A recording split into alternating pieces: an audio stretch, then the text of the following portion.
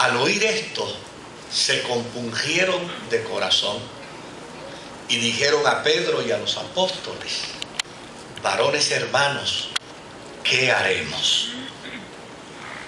Pedro les dijo: arrepentíos y bautícese cada uno de vosotros en el nombre de Jesucristo para perdón de los pecados, y recibiréis el don del Espíritu Santo. Porque para vosotros es la promesa, y para vuestros hijos, y para todos los que están lejos, para cuantos el Señor nuestro Dios llamare. Que el Señor añada bendición a su santa y bendita palabra. En esta narrativa de Lucas, él presenta tres aspectos históricos importantes en el inicio de la nueva fe.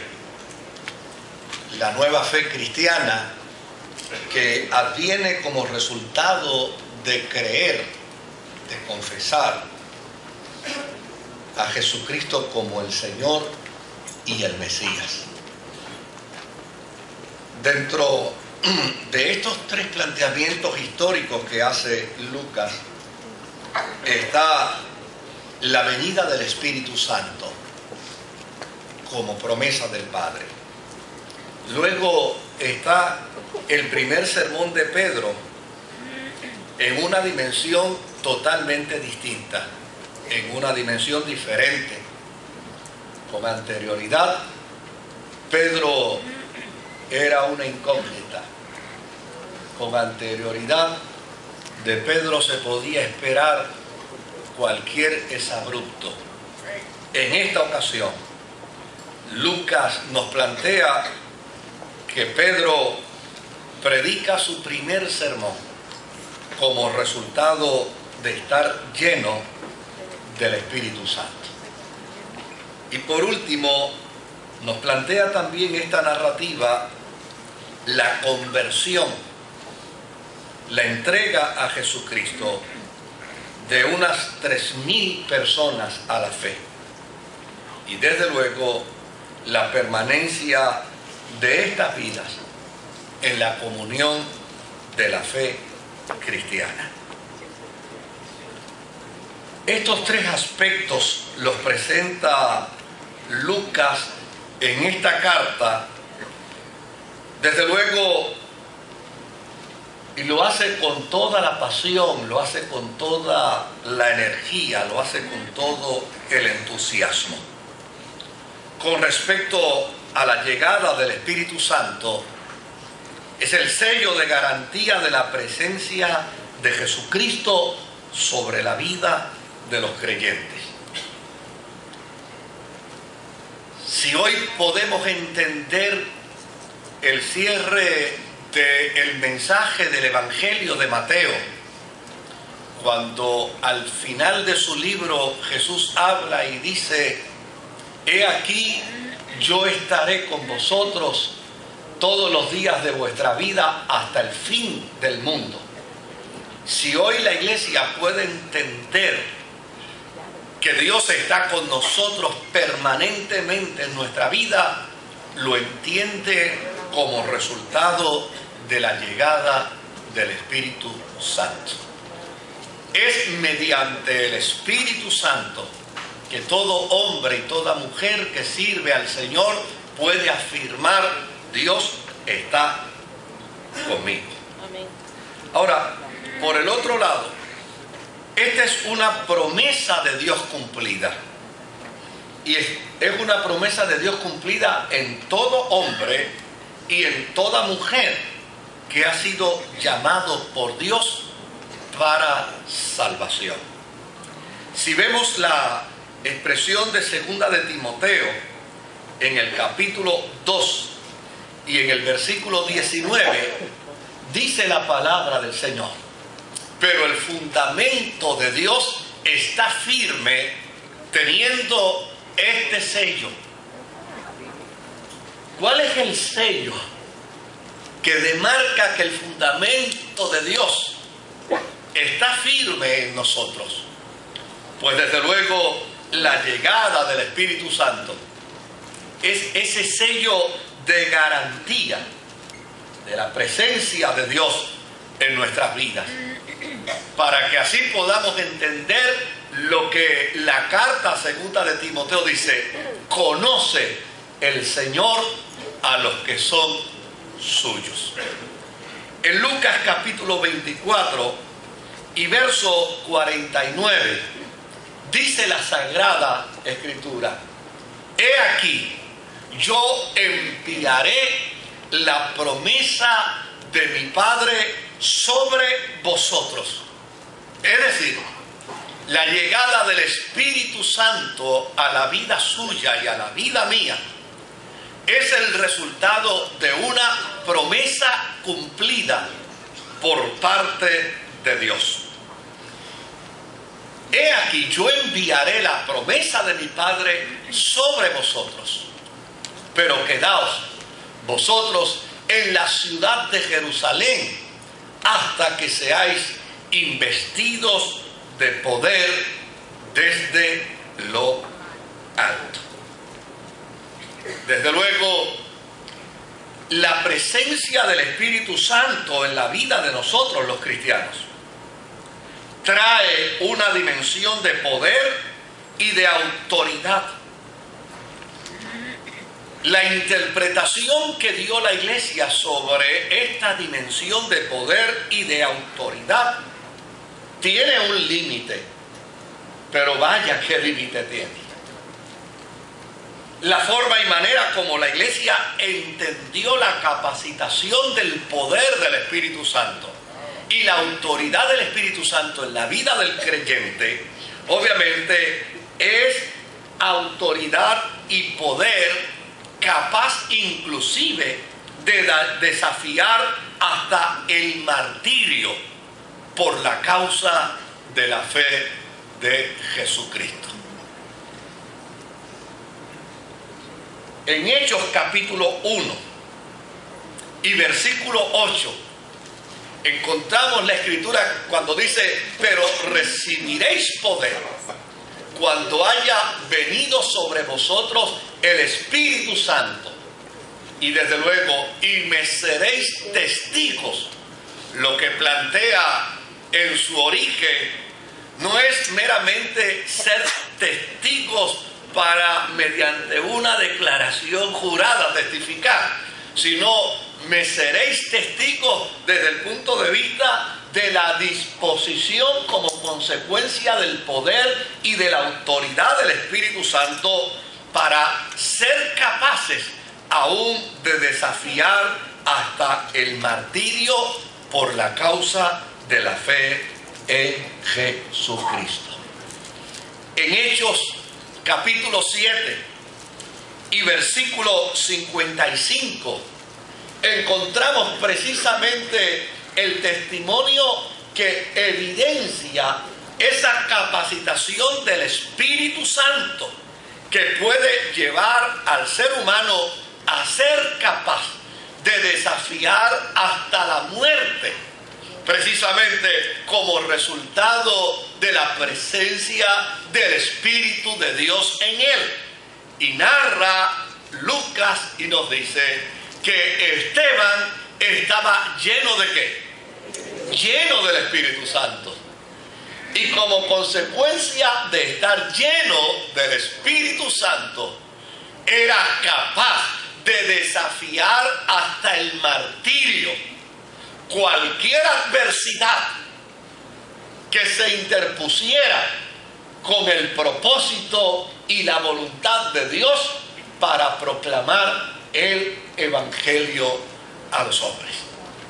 Esteban, lleno del Espíritu Santo, puesto los ojos en el cielo. Oiga, esto puede resultar hasta contradictorio, pero la Escritura dice que como consecuencia de recibir poder, el hombre y la mujer de Dios es capaz de soportar cualquier tipo de infortunio. Señor. Pedro estaba recibiendo pedradas. Esteban, estaba recibiendo pedradas. Esteban estaba siendo lapidado por aquella multitud. Mas sin embargo, en lugar de quejarse por una pedrada, en lugar de quejarse por ser víctima de una lapidación, Pedro, lleno del Espíritu Santo, puesto los ojos en Jesús, reinterpreta la experiencia de martirio que está experimentando. Y en lugar de ello, dice que vio la gloria de Dios y a Jesús que estaba a la diestra del Padre. Fíjese la intención de Lucas en esta narrativa: hacerle entender a Teófilo que una vida llena del Espíritu Santo puede reinterpretar la experiencia, aún hasta el martirio, en una dimensión totalmente distinta a lo que cualquier hombre o mujer común pudiera interpretar. Porque llana y sencillamente la presencia y la gracia del Espíritu Santo en su vida le capacitará para vivir en una dimensión diferente. El día pasado yo hablaba con unos hermanos precisamente sobre este tema: cómo puede reinterpretar la vida un hombre y una mujer llena del Espíritu Santo. Y me acordaba de en una ocasión cuando fui a visitar al pastor Lamboy al hospital. Le habían amputado una pierna. Y mire cómo él reinterpretaba, dentro de la dimensión de su fe, dentro de la experiencia de la presencia del Espíritu Santo, aquella tragedia, aquella situación difícil. Cuando yo entré al cuarto, me miró y me dice: Moisés, qué bueno que estás aquí, chico, cuánto me alegra verte. Le digo: vengo a saber de usted. Me dice: bueno, de mí lo que se puede saber son cosas buenas y extraordinarias. Ya mandé la primera pierna para el cielo.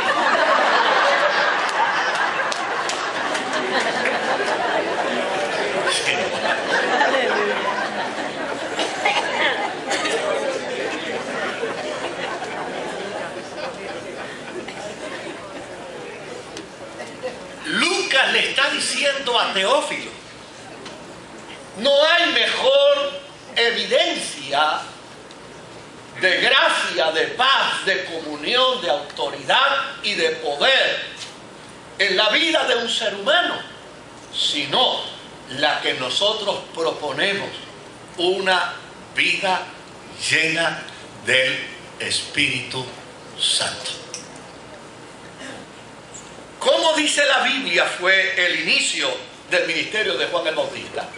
Si leemos en Lucas capítulo 1 y versículo 15, mire cómo dice la Escritura fue el inicio del ministerio de Juan el Bautista. Dice: porque será grande delante de Dios, no beberá vino ni sidra, y será lleno ¿de qué? Y será lleno del Espíritu Santo. Es decir, el inicio de la vida del ministerio de Juan el Bautista fue precisamente como resultado de haber sido lleno del Espíritu Santo. Pero notemos también que bajo esa misma premisa Lucas parte para decir que el inicio del ministerio de Jesús fue igual. Si miramos Lucas capítulo 4 y versículo 1, vemos que dice: y Jesús lleno ¿de qué? Jesús lleno del Espíritu Santo volvió del Jordán y fue llevado por el Espíritu ¿a dónde? Al desierto. Y desde luego nosotros podemos leer desierto, pero si conocemos la connotación y el elemento histórico de lo que implica desierto, pudiéramos interpretarlo de una manera mucho más hermosa. Volvió del Jordán y fue llevado por el Espíritu Santo a tener la victoria más grande contra los poderes del mal. ¿Cómo dice la Biblia fue el inicio de los primeros cristianos? Note bien, el inicio de Juan el Bautista lleno del Espíritu Santo. el inicio del ministerio de Jesús lleno del Espíritu Santo. Ahora, como dice la Biblia, fue el inicio del ministerio de los primeros cristianos. Hechos capítulo 2 y versículo 4. Mira lo que dice: y fueron todos llenos de ¿qué? Llenos del Espíritu Santo. Ahora, ¿cómo dice la Biblia fue el inicio de la primera familia gentil después de su conversión? ¿Cómo se inició la primera familia gentil después de su conversión? Porque déjenme decirle algo. Obviamente, nosotros partiendo de la premisa de que en Cristo no hay hombre ni mujer y que en Cristo no hay judío ni griego, celebramos el día de Pentecostés desde el punto de vista de los 120. Pero nosotros tenemos que entender algo aquí interesantísimo. La celebración de nuestro día de Pentecostés está vinculada a la casa de Cornelio. La celebración de la llegada del Espíritu Santo está vinculada a la casa de Cornelio por una sencilla razón, porque yo soy gentil desde el punto de vista de la interpretación religiosa. Yo soy heleno, yo soy gentil, y desde ese punto de vista la primera experiencia de presencia y de visitación del Espíritu Santo a la vida de un gentil me parece que es lo que debe de marcar mi propia historia. Ahora, mira lo que dice la Escritura. Hechos capítulo 4 y versículo 31. Dice la palabra del Señor: cuando hubieron orado, el lugar en que estaban congregados tembló, y todos fueron llenos de ¿qué? ¿Saben qué quiere decir aquí todos? Fue lleno Cornelio, fue llena Cornelia, fueron llenos los cornielitos y las cornielitas que habían en la casa de Cornelio, fueron llenos del Espíritu Santo los empleados de Cornelio, fueron llenos del Espíritu Santo los hombres y mujeres que trabajaban en la casa de Cornelio, porque a fin de cuentas lo que Lucas quiere decirle a Teófilo es que la experiencia de plenitud del Espíritu Santo es un derecho de todos. Y note cómo lo estoy diciendo. Es un derecho de todos. Y es un derecho adquirido en la gracia, pero es derecho de todos.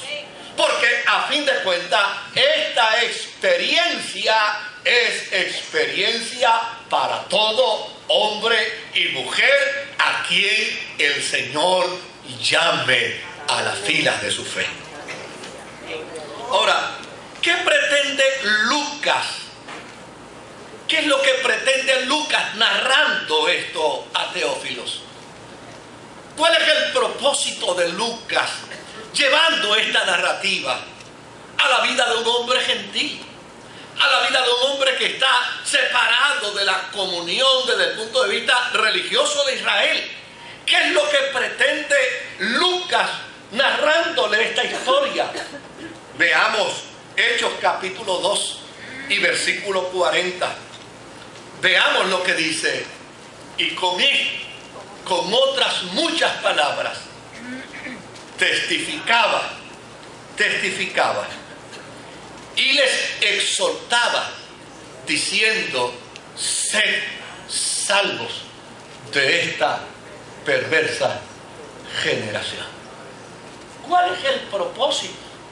El propósito es demostrarle a Teófilos que quien puede salvar al hombre de una experiencia malsana con respecto a la vida y a la generación donde interactúa es precisamente el ser lleno, el ser llena del Espíritu Santo. La vida cristiana no se resume meramente a una conversión. La vida cristiana no se resume meramente a una confesión de Jesucristo como Señor y Salvador. La vida cristiana implica aún más. invita a cosas aún mayores. Invita a experiencias y a dimensiones mucho más profundas. Desde luego, es la experiencia de nuestra confesión a Jesucristo como Señor y Salvador lo que genera en nosotros la experiencia de reconciliación con Dios. Pero lo que guarda la vida del hombre y de la mujer en su peregrinar sobre la tierra, una vez es cristiano, una vez es cristiana, es precisamente lo que Lucas está presentando en su carta a Teófilo, una experiencia de plenitud, de llenura con el Espíritu Santo. ¿Por qué dije que la experiencia con el Espíritu Santo es un derecho de todo cristiano, de toda cristiana nacido de nuevo? Porque es una promesa de Dios otorgada.